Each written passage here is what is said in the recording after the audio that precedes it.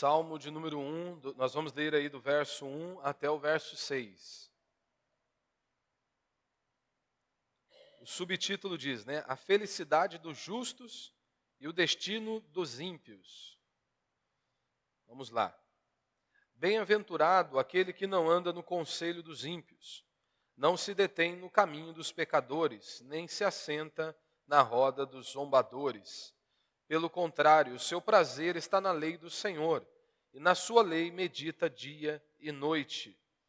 Ele será como a árvore plantada junto à corrente de águas, que dá o seu fruto no tempo certo, e cuja folhagem não murcha.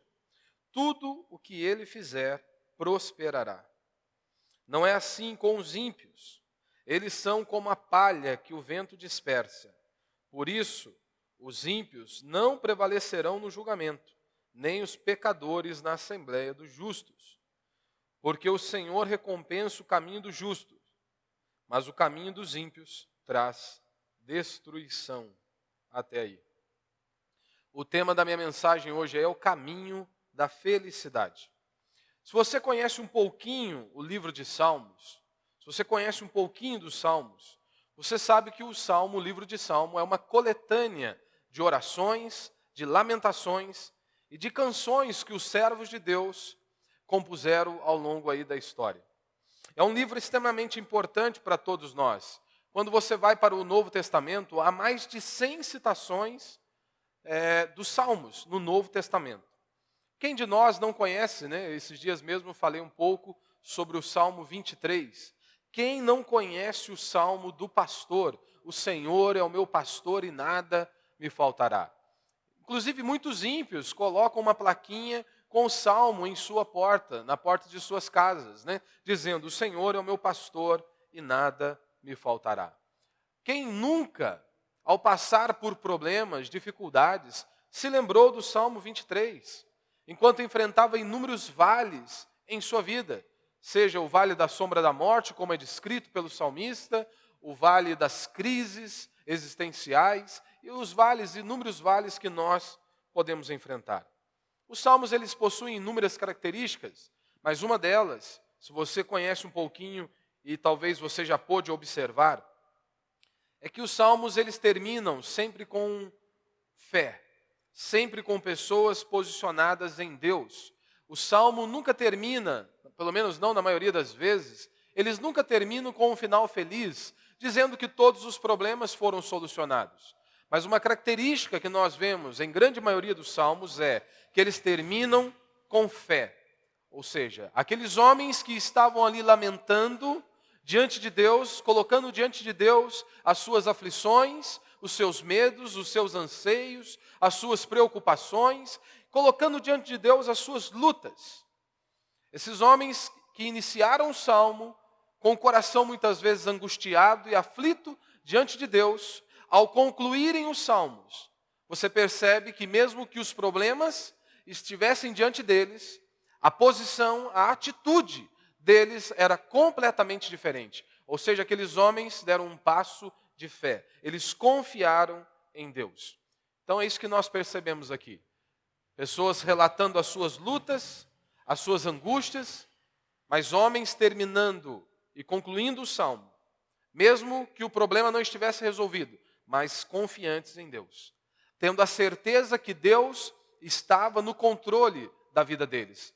E aí não importava o tamanho dos problemas, o tamanho das dificuldades, ou quais eram as lutas que eles estavam enfrentando. O importante é, Deus está no controle da minha vida. E é isso que eu e você também, nós precisamos estar ciente ao longo desta nossa caminhada aqui neste mundo.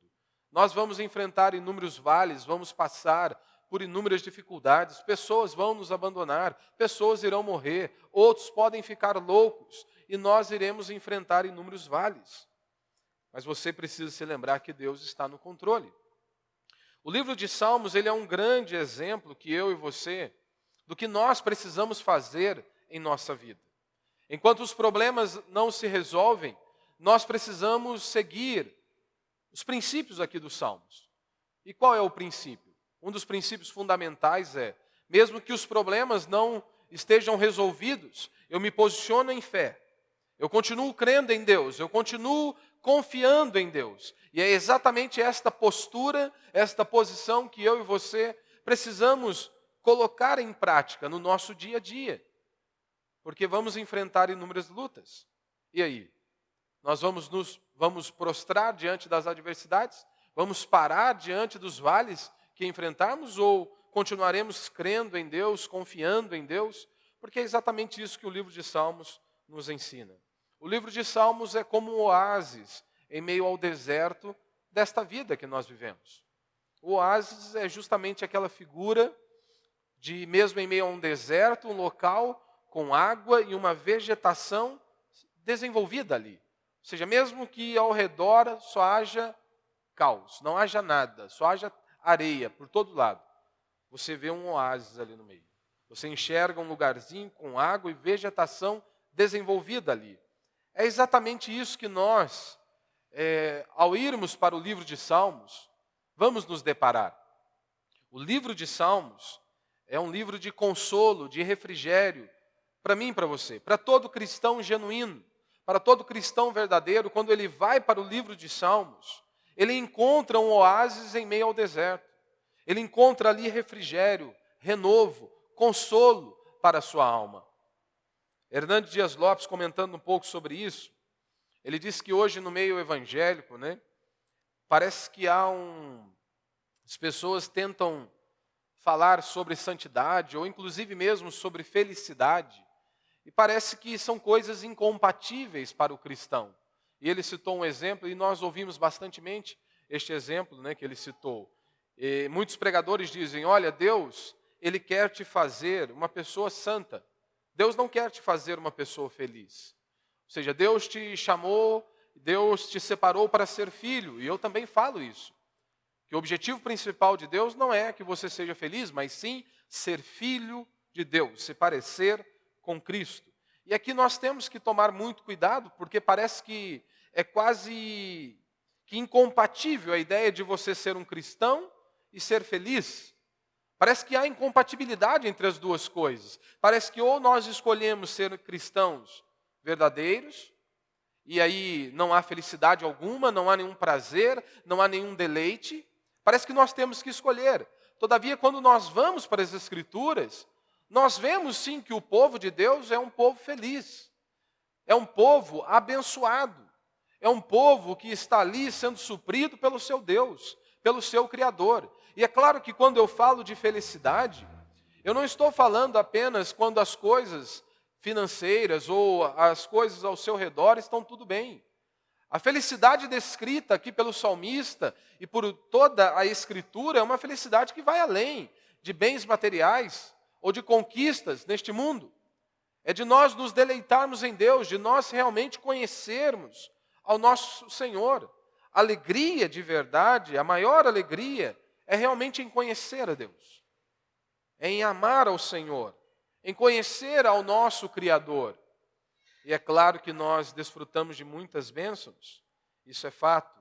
Então estes salmos aqui, o salmo de número 1, ele é como um mapa na mão de um viajante à procura de felicidade.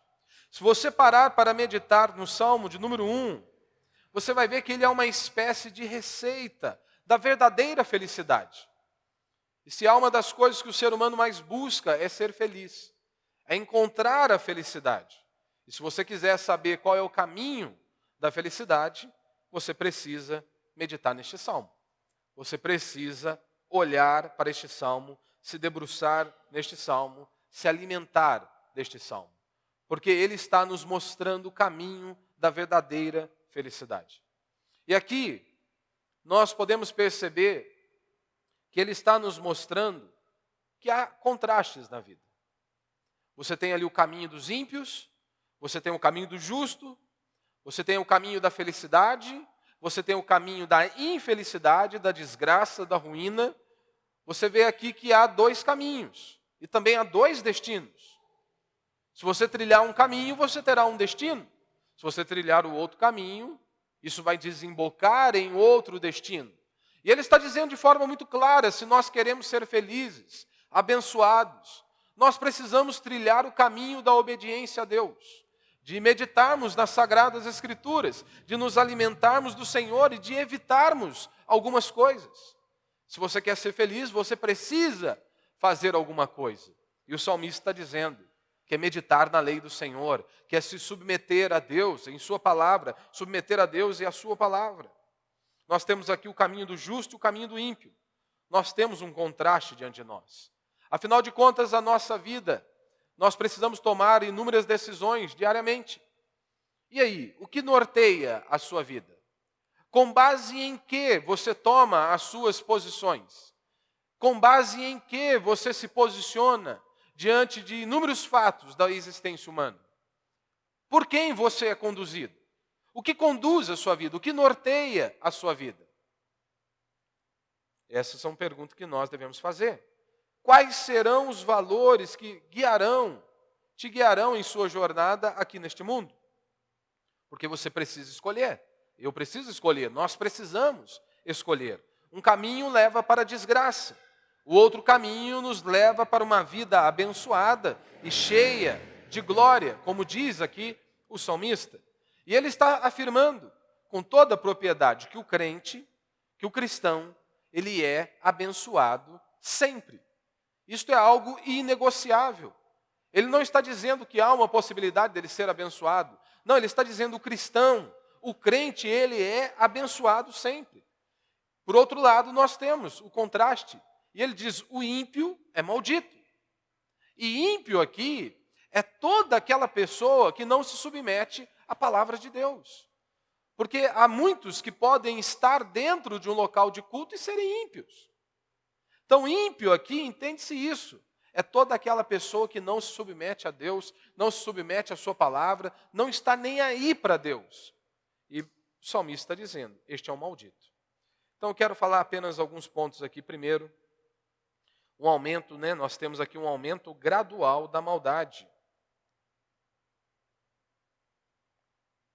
Como diz aí o verso 1, não é? Bem-aventurado aquele que não anda no conselho dos ímpios, não se detém no caminho dos pecadores, nem se assenta na roda dos zombadores. Primeiro ele diz, aquele que anda, ou aquele que ouve o conselho dos ímpios, aquele que para, ou seja, ele se detém, e aquele que se assenta. E é exatamente isso que acontece comigo e com você, esta progressão. Se você não se posiciona, se você não enxerga a vida da maneira que as Escrituras nos ensinam, você vai trilhar esta progressão em sua vida. Isso vai acontecer de forma gradual em sua vida. Se você não se posiciona com relação aos ímpios, o que irá acontecer com você é o seguinte, primeiro você ouve, ou seja, você anda no conselho dos ímpios, você ouve as orientações, as diretrizes, e de repente você começa a parar no caminho dos ímpios. Você apenas ouvia, agora você já tem um pouquinho mais de afinidade, você já para, você já se detém no caminho dos pecadores, e o último estágio é justamente você se assentar ali à roda dos escarnecedores. E isso acontece de forma progressiva, se nós não nos policiarmos. Você tem aqui um conselho, como ele diz. Primeiro você tem aquele que anda ou ouve, aquele que para, que se detém no caminho dos pecadores, e aquele que se assenta. E ele diz que também é o conselho, o caminho e a roda, aquele que se assenta na roda dos escarnecedores. Você tem o conselho, aquele conceito que eles semeiam, aquele conceito que eles impõem muitas vezes. E os ímpios, quando você olha, ele diz, ele segue essa progressão também aqui dos ímpios, pecadores e zombadores. Então você vê que tudo vai de forma gradativa. Você tem um ímpio, você tem um pecador e você tem um zombador. O ímpio pode ser aquela pessoa, como eu acabei de dizer, todo aquele que não se submete a Deus e a sua palavra. Ele pode até ter um estilo de vida que as pessoas do mundo aplaudam. Pode ser um trabalhador honesto. E mesmo assim, ele continua sendo um ímpio. Ele não está nem aí para Deus. E você tem o pecador, que é aquele que peca de forma deliberada, ele quebra os mandamentos de Deus, ele afronta a Deus e a sua palavra. E você tem uma progressão ainda maior, que é justamente do zombador, aquelas pessoas que escarnecem das coisas sagradas, que zombam das coisas sagradas. Então você vê essa progressão aqui no livro de Salmos, aqui no verso 1 acontecendo. A pergunta é: você quer ser feliz? Essa é uma pergunta que você deve responder. E o salmista responde: você quer ser feliz? É possível ser feliz? O salmista está dizendo que sim. E para sermos felizes, ele diz que você pode ser feliz por aquilo que você evita. Esse é o primeiro ponto que nós vemos aqui. Você é feliz por aquilo que você evita. Ou seja, o que você põe em sua mente?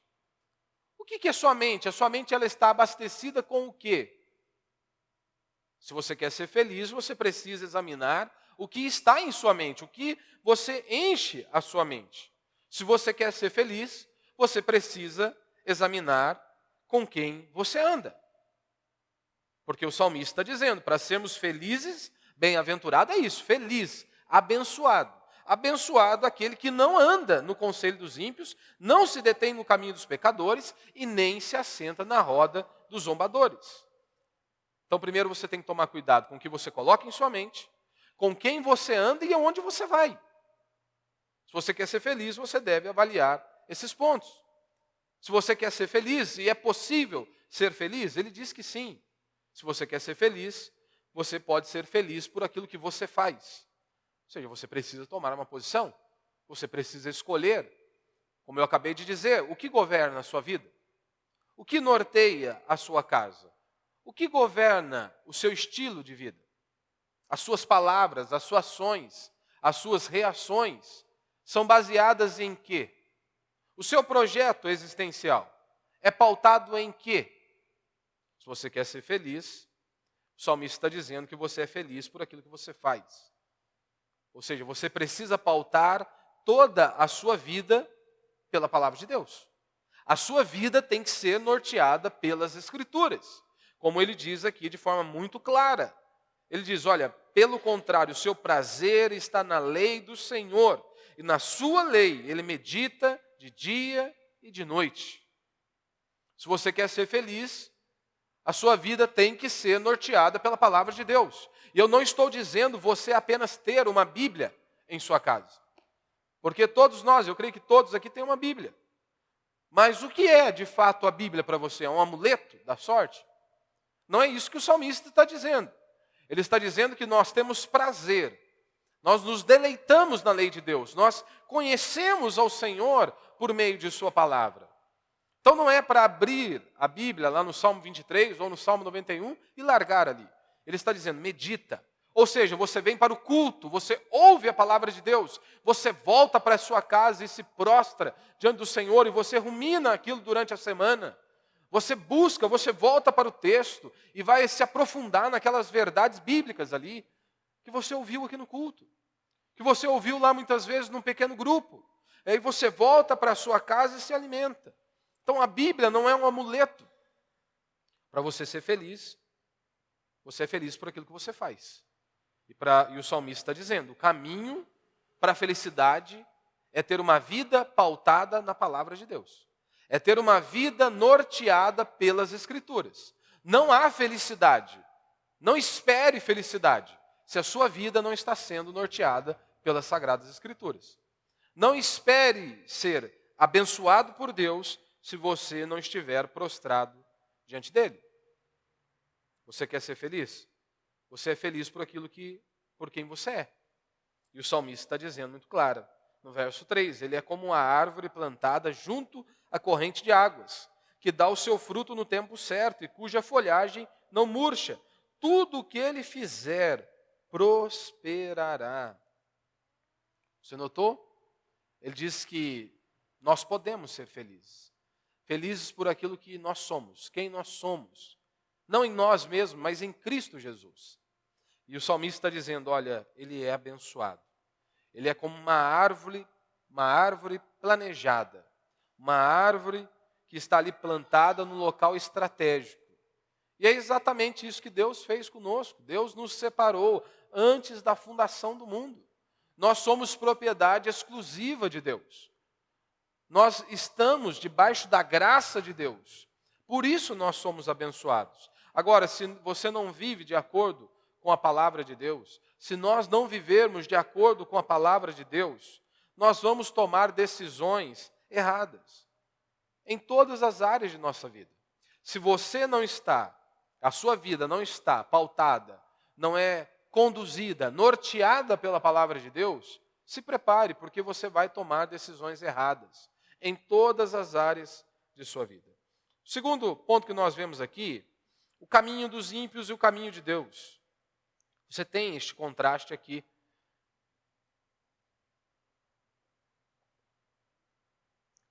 Será se o salmista, ele está proibindo todo o contato com os ímpios? Claro que não. Nós sabemos que não é isso que o salmista está dizendo. Jesus comeu com pecadores. Nós temos inúmeros exemplos nas Escrituras. E por que é importante nós nos atentarmos a isso? Porque, meu irmão, você pode estar tendo contato somente com cristãos, mas mesmo assim estar no conselho dos ímpios. Você pode ter apenas cristãos como contato e mesmo assim você está no conselho dos ímpios. Sabe por quê? A pergunta é, o que molda a sua vida? O que te faz levantar pela manhã? O que norteia a sua existência? O que te motiva a levantar pela manhã? São os preceitos da palavra de Deus ou não? Que você pode ter apenas contato com cristãos e mesmo assim ter uma vida norteada pelos ímpios. Porque o que te motiva a levantar pela manhã não é a palavra de Deus, não são os preceitos da palavra de Deus, não são os preceitos cristãos. E hoje nós temos muito disso. A ordem que o salmista está dando aqui para nós é exatamente uma. Nós não devemos seguir as ideias dos ímpios. E é claro, consequentemente, o comportamento dos ímpios. Porque aquilo que você acredita, você vai agir com base em suas crenças. Se você segue o conselho dos ímpios, é claro que você terá o mesmo comportamento que os ímpios. E isso, esta tentação de imitar o mundo, é enorme. Todos nós que estamos aqui enfrentamos esta tentação de querermos imitar o mundo. O povo de Deus foi assim, Israel foi assim, e acabou sendo destruído. Eles disseram, não, nós não queremos Deus nos governando, nós queremos um rei sobre nós. Não, essa história de Deus ser o nosso Senhor, de Deus governar a nação, não. Vamos abrir mão disso. Você olha para as Escrituras.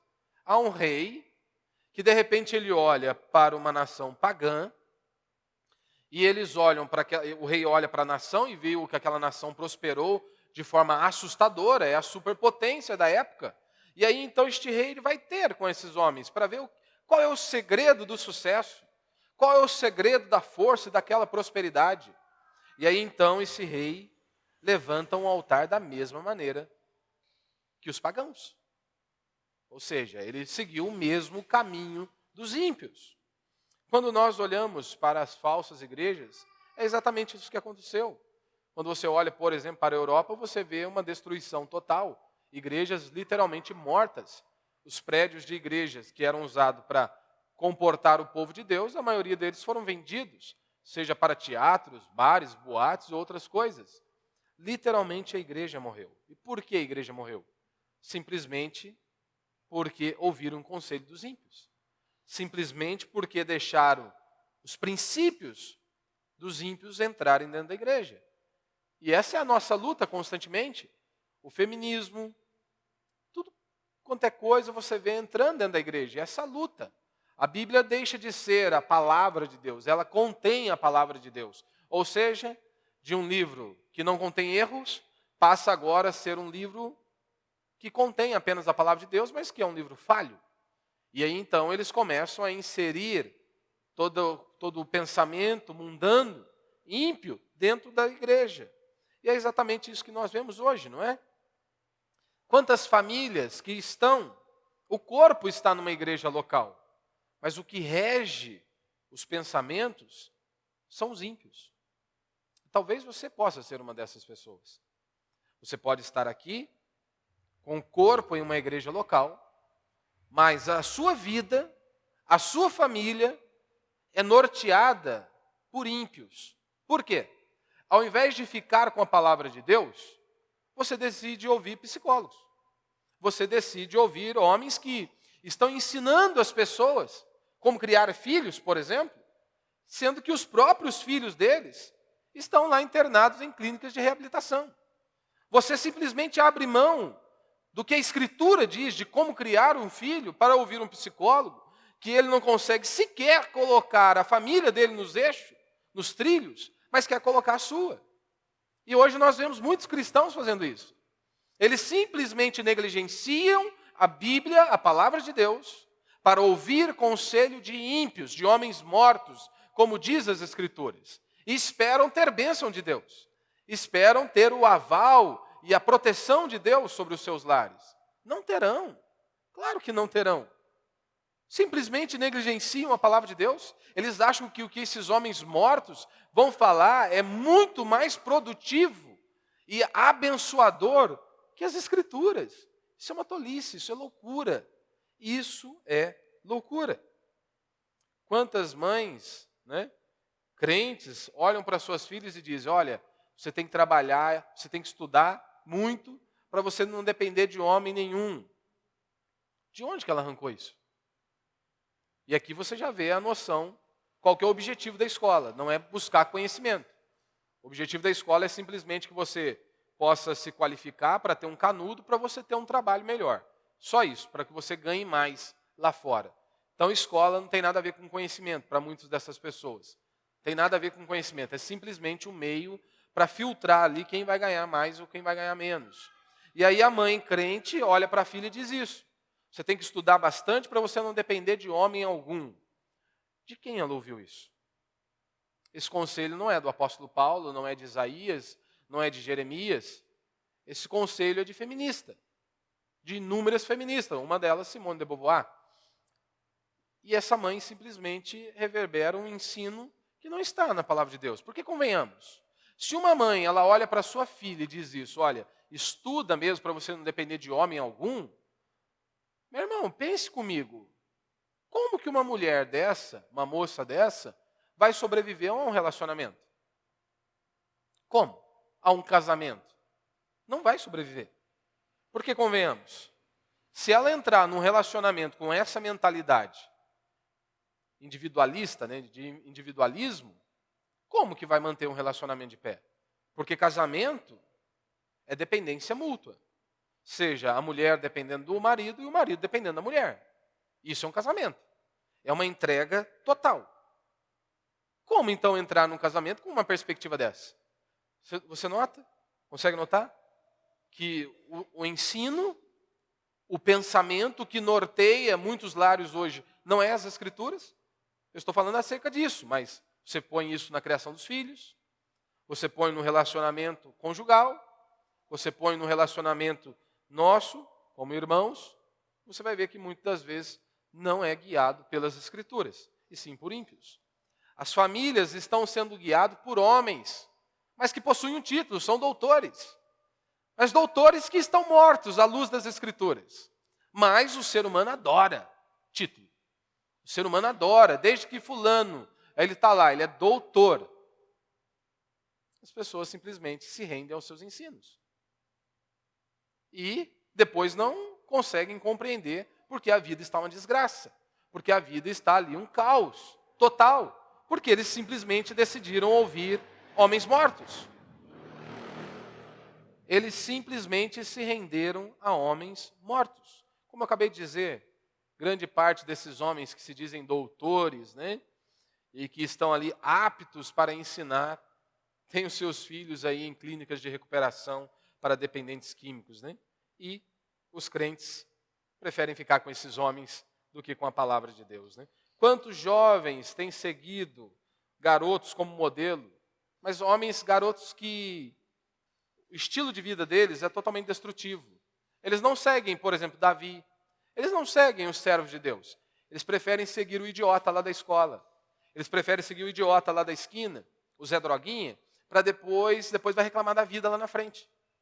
Aí ele não sabe por que não prospera. Por que não avança?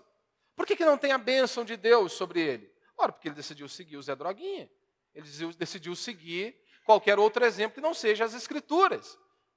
E aí, é claro que não vai ter bênção de Deus, né? Terceiro ponto aqui que nós vemos aqui os crentes são como árvores, né? Uma árvore plantada junto à corrente de águas, e os ímpios são como palha.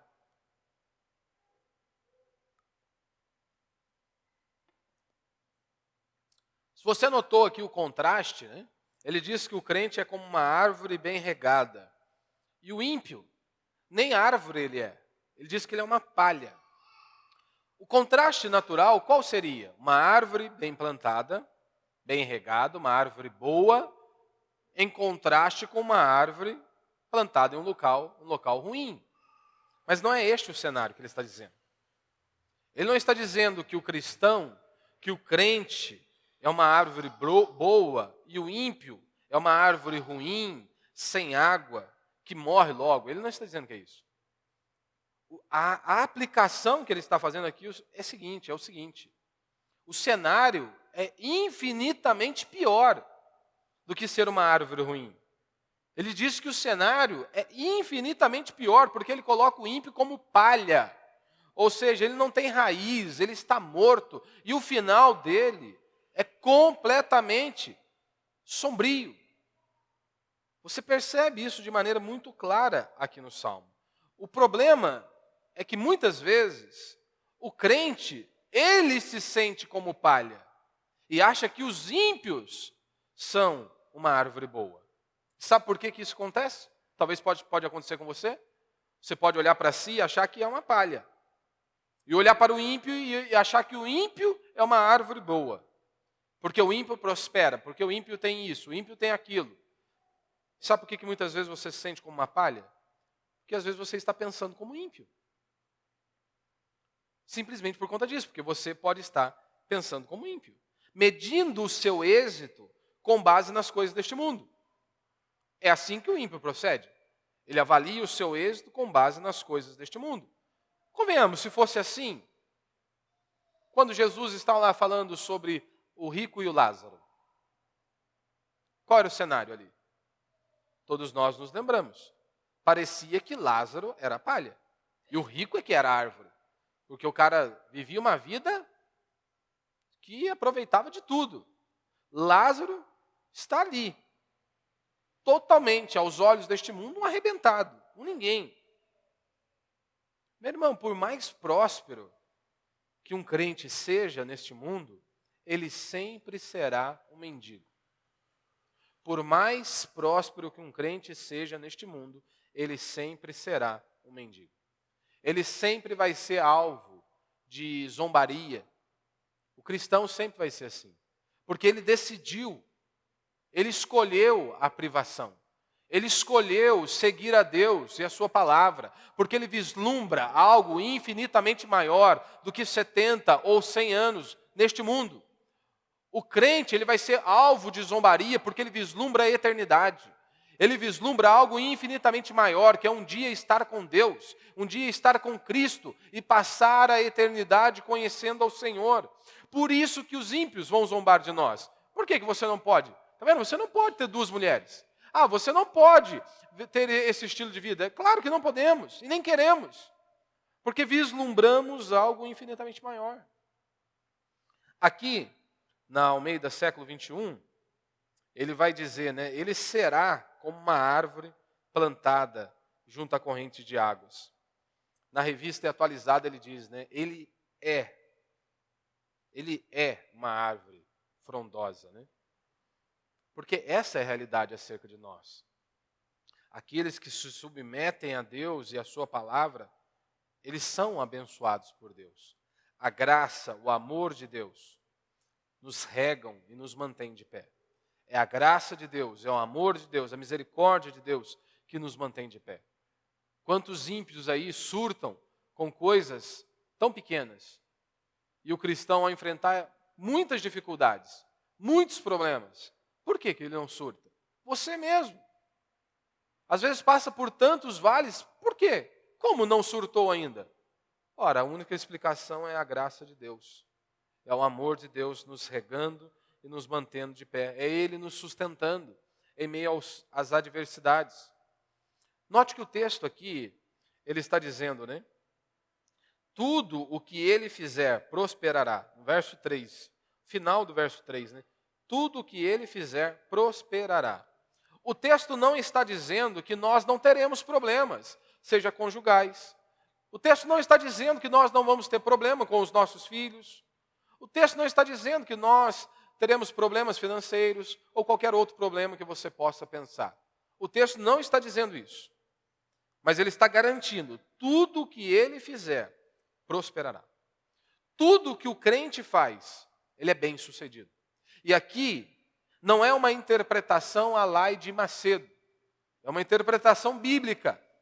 Tudo o que o crente faz, ele é bem sucedido, ele é abençoado. Por quê? Porque tudo que Deus faz tem um propósito. E tudo contribui para a nossa salvação.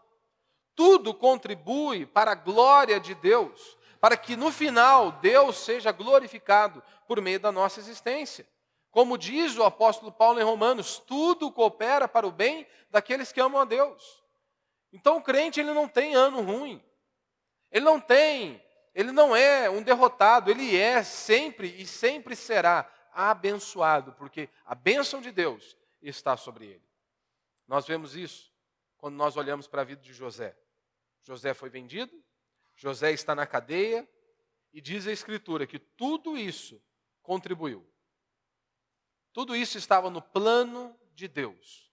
Em primeiro lugar, contribuiu para quebrantá-lo, para quebrantar o coração de José. E não existe fracasso na vida de um cristão. Porque quando você lê as Escrituras, José está na cadeia, porém o Senhor era com José.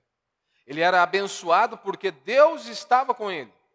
Ele não era abençoado devido às suas circunstâncias. Ele era abençoado devido à mão de Deus estar com ele. Porque Deus estava com ele, por isso ele era abençoado. Então você vê um homem que foi vendido como escravo, tudo no controle de Deus, primeiro quebrantando, trabalhando na vida de José, e segundo, até que ele pudesse chegar ali à posição de governador, e nesta posição, ser usado como instrumento nas mãos de Deus para salvar o povo de Deus. Ele era bem sucedido porque Deus estava com ele. Como próprias Escrituras vão dizer, o Senhor era com José. E quarto e último princípio aí para a gente encerrar. O cristão ele dá fruto no devido tempo, né? Se você prestou atenção, né, ele será como árvore plantada junto às correntes de águas, que dá o seu fruto no tempo certo, cuja folhagem não murcha, e tudo que ele fizer prosperará. Se você notou aqui, o texto não diz que Davi será como uma árvore frondosa, como uma árvore abençoada. O texto não está dizendo aqui, olha, Samuel será como uma árvore frondosa. Mas o texto está dizendo que todos os cristãos genuínos, que todo cristão verdadeiro, que todo aquele que está prostrado diante de Deus, todo aquele que é fiel a Deus e a sua palavra, ele será como essa árvore plantada, essa árvore frondosa. Uma frutificação abundante é o destino de todo cristão. É o que a Escritura nos ensina. Esse é o destino de todo cristão. E é claro que esses frutos, acima de tudo, são frutos espirituais. Glória, justiça, imortalidade, perdão. Claro que acima de tudo, são frutos espirituais.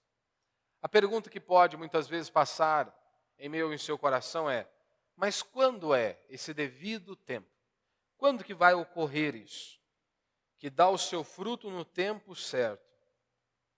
Mais uma vez aqui, acima de tudo, tem a ver com a eternidade. Os nossos olhos estão presos na eternidade. É claro que nós podemos receber aqui. Alguns servos de Deus receberam aqui neste mundo. Mas isso é apenas uma amostra do fruto eterno. Por mais que os servos de Deus, como Davi e outros servos do Senhor, puderam e receberam bênçãos aqui neste mundo, era apenas uma amostra do fruto eterno. E é isso que nos traz, deve trazer paz e refrigério ao meu e ao seu coração. Porque imagine Davi, anos e anos, até que Davi foi levado ao trono. Quanto aquele homem sofreu? O quanto aquele homem viveu perseguido até se assentar ao trono. José, da mesma maneira. Talvez para aqueles homens pudessem ter visto justamente ali a mão de Deus, viram o fruto no tempo certo ali, que é apenas uma amostra do fruto eterno. Então, por mais próspero e frutífero que você venha a ser aqui, isso não é nada comparado com a glória. Isso não é nada comparado com a eternidade, aonde ali haverá uma ausência total de sofrimento, aonde haverá justiça e imortalidade. Ou seja, o que são as coisas do hoje? Infinitamente pequenas. Infinitamente pequenas. Então a promessa bíblica para nós, para o cristão, para aquele que se submete a Deus e a sua palavra, é que Ele vai fortalecer aquele que está enfraquecido. Ele vai fortalecer. Ele vai fortalecer aquele que estava ali abatido, quase que destruído. O forte, o fraco será forte. Ele, o humilhado, será exaltado. O arrogante será humilhado. Quando? Não sei se vai ser nesse mundo, mas na eternidade. Essa é a certeza que nós temos. Aonde o forte será enfraquecido, o fraco será fortalecido, a estéril terá filhos, e a que tem filhos será estéril, o humilhado será exaltado, o arrogante será humilhado. Na eternidade, nós veremos isso. E os nossos olhos devem estar presos lá. Para isso tudo acontecer, nós temos que estar ali, prostrados diante de Deus e submissos à sua palavra.